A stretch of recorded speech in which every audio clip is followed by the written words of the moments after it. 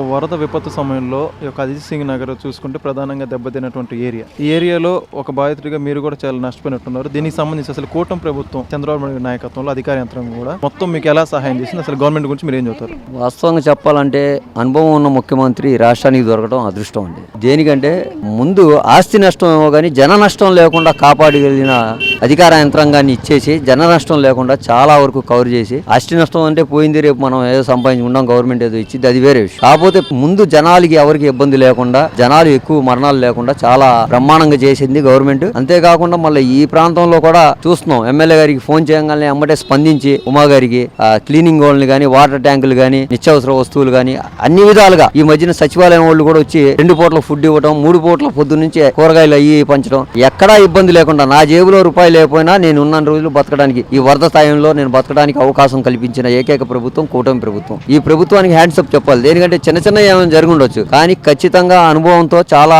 ముందు చూపుతో ప్రజలు ఇబ్బంది పడకుండా చేసిన ఏకైక ముఖ్యమంత్రి నారా చంద్రబాబు నాయుడు గారు.